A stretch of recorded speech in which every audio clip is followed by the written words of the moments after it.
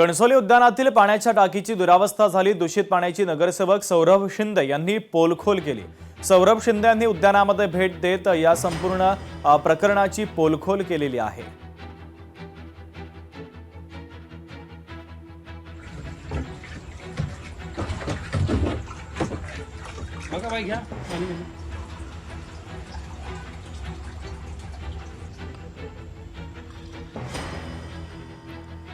जळगावमध्ये पाणी टंचाईचा दूषित पाणी पुरवठा केला जातोय। बालाजी पेठेत जंतुयुक्त पाण्याचा पुरवठा केला जातोय, तर सुप्रीम कॉलनीमध्ये 5 ते 6 दिवसांनी पाणी पुरवठा होतोय।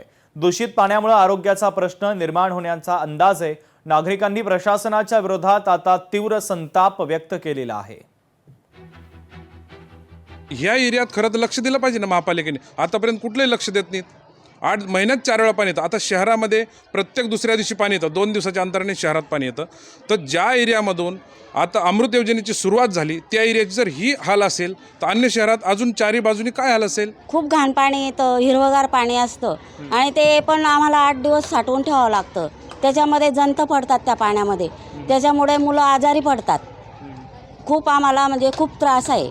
नगरसेवकांकडे तक्रार वगैरे नाही केली का? नाही, नगरसेवकांकडे हेच आमची मागणी आहे, आम्हाला पाणी 2 दिवसाला तरी पाणी यायला पाहिजे। त्यांच्याकडे गेलं ते म्हणता आमचं हे नाही म्हणे, इकडे पैसे घेतले म्हणे लोकांना, असे बोलतात। काय मागणी काय तुमची आता? आमची मागणी आहे 4-5 दिवसांनी पाणी दिलं तर व्यवस्थित द्यावं, शुद्ध दिलं पाहिजे। आम्हाला मागणी चांगलं पाणी। आता 8 दिवसातून 2 वेळ तरी पाणी पाहिजे, कमीत कमी 4 दिवसामधून तरी पाणी पाहिजे। पण हे 5-6 दिवसामधून पाणी म्हटलं म्हणजे आम्हाला ते पुरवावं लागतं नाही तेवढे दिवस। तर मग आम्ही आमचं पाणी झाल्यावर आम्हाला तसंच राहिलं काही दिवस। लोकशाही मराठी ऐका, पहा, जागरूक रहा।